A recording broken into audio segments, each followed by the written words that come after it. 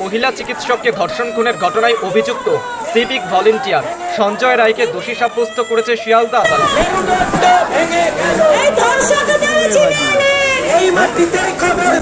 12 মিনিটে রায় ঘোষণা শেষ হয়েছে। রায় শুনে আদালতের ভিতরেই চিৎকার করতে শুরু করে দেন সঞ্জয় রায়।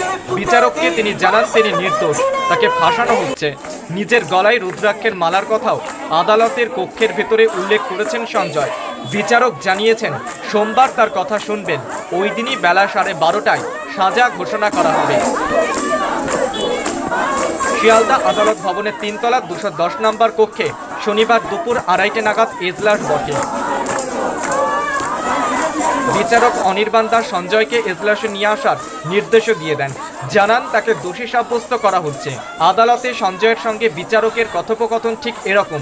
বিচারক বলছেন, আপনার বিরুদ্ধে অভিযোগ রয়েছে আপনি 9 আগস্ট ভোরের দিকে আরজিকর হাসপাতালে ঢুকেছিলেন, আর সেখানে ওই দিন মহিলা চিকিৎসককে আক্রমণ করেন, তারপর তার মুখ চেপে ধরেন, গলা চেপে ধরেন, আর তাতেই উনি মারা যান। আপনি যৌন হেনস্থাও করেছেন। বিচারক আরও বলেন, চার্জশিটে আপনাকে ভারতীয় ন্যায় সংহিতার 64, 66, 103-এর এক ধারায় অভিযুক্ত করা হয়েছে। এই ধারায় চার্জ গঠন করা হয়েছে। যে সাক্ষীদের জেরা করা হয়েছে এবং সিবিআইয়ের আইনজীবীরা যা নথি তথ্য নিয়ে এসেছেন তাতে আপনার অপরাধ প্রমাণিত, আপনাকে দোষী সাব্যস্ত করা হলো। বিচারক আরও বলেন, যেভাবে আপনি গলা চেপে হত্যা করেছেন তাতে যাবজ্জীবন বা মৃত্যুদণ্ড পর্যন্ত হতে পারে। আপনার এবং আপনার আইনজীবীর কথা সোমবার শুনব। আর অপরদিকে সঞ্জয় বলেন, আমাকে ফাঁসানো হচ্ছে, আমার গলায় রুদ্রাক্ষের মালা আছে, এই মালা পরে আমি এই অপরাধ করব।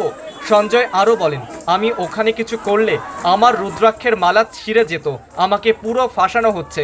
স্যার, আপনি কি বুঝতে পারছেন যে আমাকে ফাঁসানো হচ্ছে?